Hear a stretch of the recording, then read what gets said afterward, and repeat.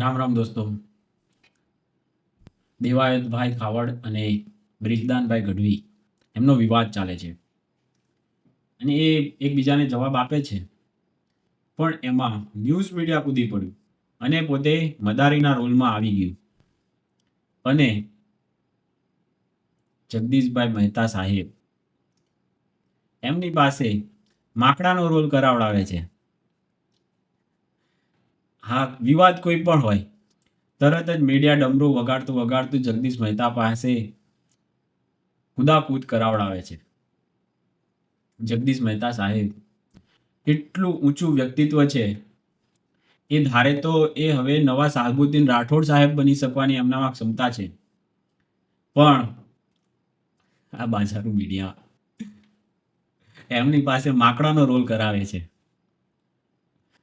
જો તમને આ યોગ્ય લાગતું હોય તો ભલે, લોકોને તો મજા આવે છે, એનાથી મીડિયાવાળા, ન્યૂઝ મીડિયાવાળા ધૂમ કમાય છે, પણ બિચારા માકડાનું શોષણ થાય છે.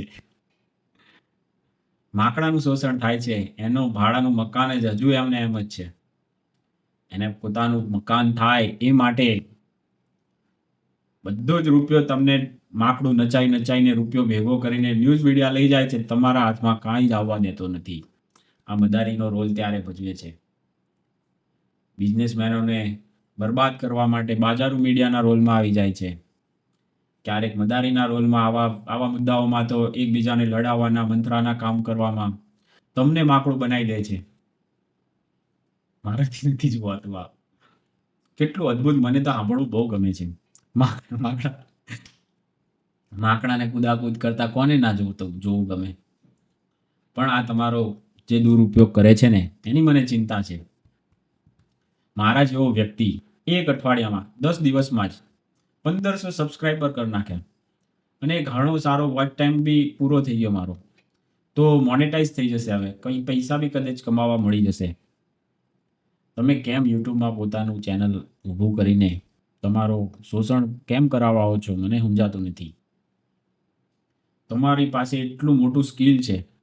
તમે બહુ મોટા ગુજરાતના બહુ મોટા સાબુદ્દીન રાઠોડનું જગ્યા લેવાવાળા તમે બની શકો છો.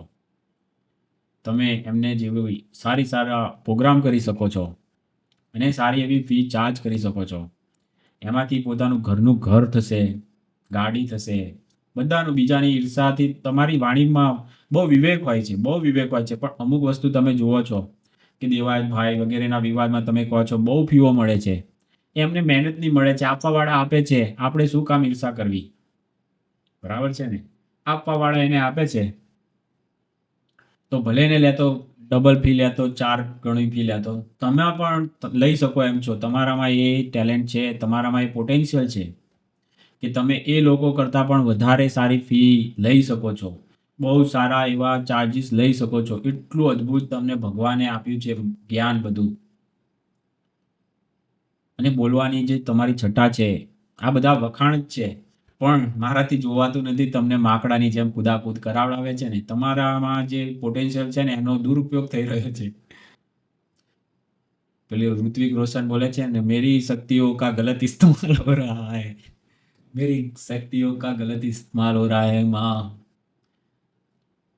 તો તમારી શક્તિઓનો દુરુપયોગ થઈ રહ્યો છે દેવાયતભાઈ વગેરે. આવા કોઈ પણ વિવાદમાં હોય, તમને માકડો બનાવી અને કુદાકૂદ કરાવડાવે છે. આ બંધ થાય તો ભલે, ના થાય તો બી ભલે. જેમ વ્યૂ માટે તમને કુદાકૂદ કરાવે છે, એમ હું પણ તમારું નામ લઈને વિડીયો બનાવું છું. તો માફ કરજો બને તો. અને હું જો કમાતો નથી એટલે હું તમને કાંઈ બીજું તો આપી નથી શકતો. પણ આ મીડિયાને હું પ્લીઝ હાથ જોડીને વિનંતી કરું છું કે સારી એવી ફી ચૂકવજો જગદીશભાઈને.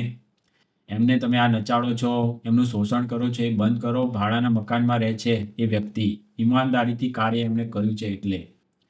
અને તમે લોકો બેઈમાની કરીને ક્યાંના ક્યાં પહોંચી ગયા. તમારી સાથેના લોકોની થોડી કદર કરો, એ વિનંતી છે તમને લોકોને. ચાલો ત્યારે મળશું બીજા કોઈ વિડીયોમાં. ત્યાં સુધી રામ રામ.